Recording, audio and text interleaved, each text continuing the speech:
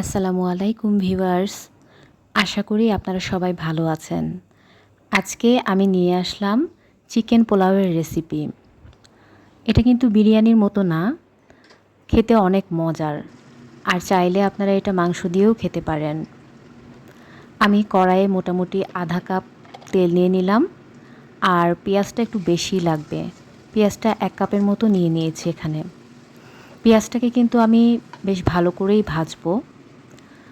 এখানে নিয়ে নিয়েছি আমি বড় 3টা আলু আর প্রায় 1 কেজি 200 গ্রামের মতো মুরগির মাংস। মুরগির মাংসগুলোটা আমরা যেভাবে নর্মালভাবে কাটি সেভাবেই কেটে নিয়েছি। এখানে প্রথমে আমি আলুগুলো দিয়ে দিলাম, আলাদা করে আর ভাজবো না, একসাথেই ভাজা হয়ে যাবে।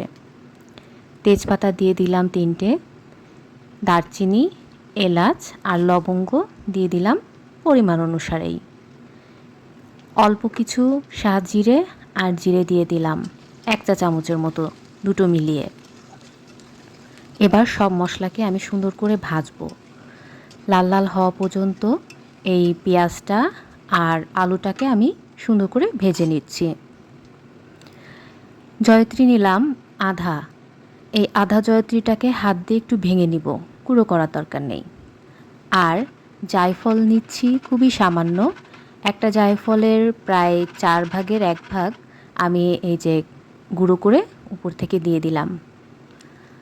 আলাদা করে এই মশলাটা গুঁড়ো করার কোনো দরকার পড়ছে না। এটা কিন্তু বিরিয়ানি নয়, বিরিয়ানির স্বাদ এবং মশলা কিন্তু অনেক পার্থক্য রয়েছে এটার সাথে। ঘরোয়া মশলা দিয়ে কিভাবে এই চিকেন পোলাওটা রান্না করতে হয় সেটাই আজকে আমি দেখাচ্ছি। এখানে আমি 1 চা চামচের মতো গোলমরিচ দিয়ে দিলাম, একটু নেড়ে দিলাম যাতে পেঁয়াজটা পুড়ে না যায়। ভালোভাবে কিন্তু ভাজতে হবে, ঠিক বেরেস্তার মতো করেই আর কি, তাহলে হচ্ছে সুন্দর একটা স্বাদ আসবে। আমি এখন আলুগুলোকে তুলে নিব। পেঁয়াজটা হয়ে গেছে দেখে মনে হচ্ছে। এই যে আলুগুলোকে তুলে নিলাম। এবার স্বাদের জন্য দিয়ে দিলাম 4-5টা কাঁচামরিচ। আর এখন মশলা দিব আদা রসুন বাটা 3 চা চামচ, ভরা ভরা 3 চা চামচ দিতে হবে। সুন্দর করে মশলাটাকে ভেজে কষিয়ে নিতে হবে। লবণ দিয়ে দিলাম স্বাদ মতো। আসলে লবণের পরিমাণটা বলা হয় না এই কারণেই, অনেকে লবণ একটু বেশি খায়, অনেকে আবার লবণটা একটু কম খায়, আবার কিছু কিছু লবণের দেখা যাচ্ছে লবণের তীব্রতাই একটু বেশি থাকে, তাই এটা স্বাদ অনুসারেই আমরা বলে থাকি। আমি এখানে জিরার গুঁড়া দিয়ে দিলাম 1 চা চামচ, আর মরিচের গুঁড়া আমি আধা চা চামচের একটুখানি বেশি দিলাম। সুন্দর করে আমি মশলাটাকে একদম ভাজা ভাজা করে কষিয়ে নিলাম। আমার ভিডিও পছন্দ করলে অবশ্যই আমার ভিডিওতে লাইক দিবেন। এবারে আমি এই চিকেনগুলো এর মধ্যে দিয়ে দিলাম। আর যদি এটা ফার্মের মুরগি দিয়ে করেন তাহলে ফার্মের মুরগিটাও ঠিক এভাবে ভালো করে কষিয়ে নিতে হবে। সেক্ষেত্রে আপনারা রান্নার সময়টা একটু কম দিবেন, তাহলেই হবে। এই পর্যায়ে আমি এই চিকেনের মধ্যে দিয়ে দিব 1 চা চামচ লাইট সয়া সস, আর দিয়ে দিব প্রায় 2 টেবিল চামচের মতো টমেটো সস। এখানে টমেটো সসটাই দেওয়ার চেষ্টা করবেন। টমেটো সস দিলে এটার স্বাদ অনেক বেশি ভালো আসবে। টমেটো সস যদি না দিতে চান সেক্ষেত্রে একটা টমেটো কেটে দিতে পারেন, কিন্তু আমার কাছে মনে হয় টমেটো সস দিলেই এই চিকেনের স্বাদটা অনেক বেশি ভালো আসে। আমি আরেকবার ভালো করে একটু কষিয়ে নিচ্ছি, সব মশলাগুলো একসাথে মিশিয়ে নিলাম।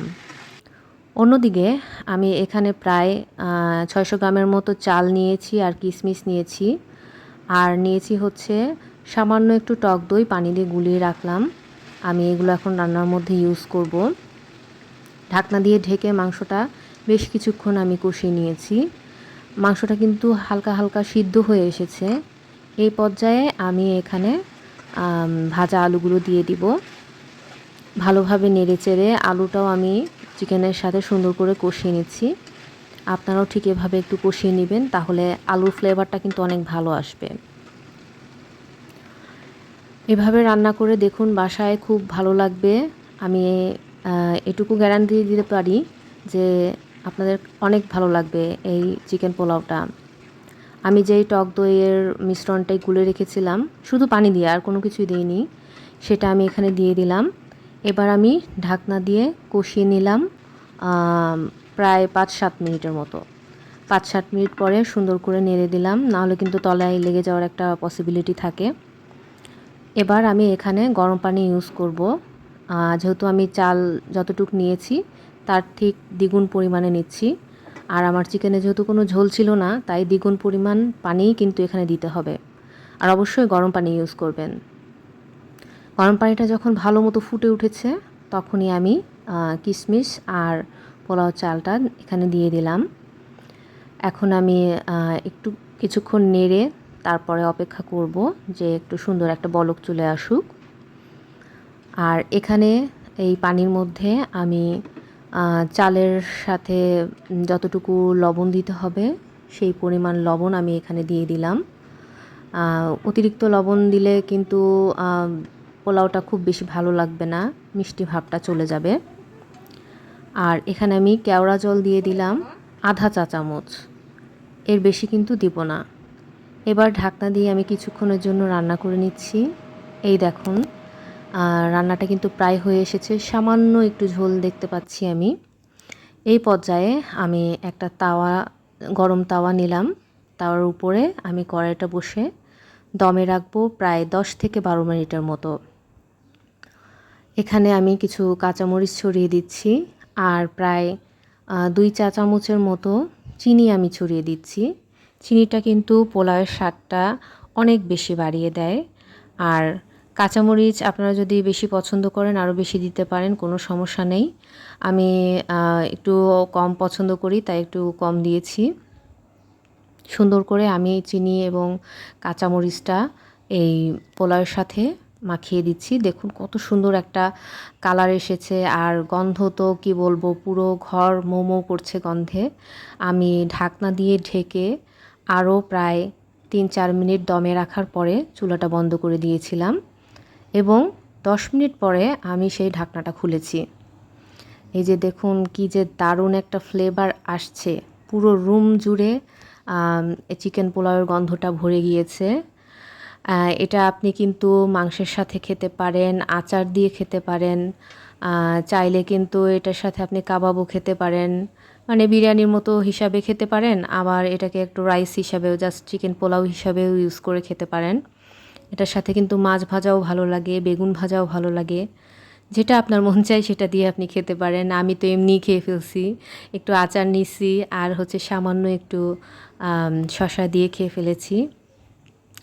আমার চ্যানেলটি সাবস্ক্রাইব করে আমার পাশে থাকুন, আর কি ধরনের রেসিপি দেখতে চান সেটা আমাকে অবশ্যই জানাবেন।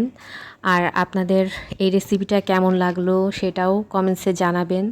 সবাইকে অনেক অনেক ধন্যবাদ আমার রেসিপিটা দেখার জন্য, আর বাসায় অবশ্যই ট্রাই করে দেখবেন। সবাইকে অনেক অনেক ধন্যবাদ। আর আমার ফেসবুক পেজটিও ঘুরে আসার জন্য আপনাদেরকে অনুরোধ জানাচ্ছি। অবশ্যই আমার ফেসবুক পেজে লাইক এবং ফলো দিয়ে রাখবেন।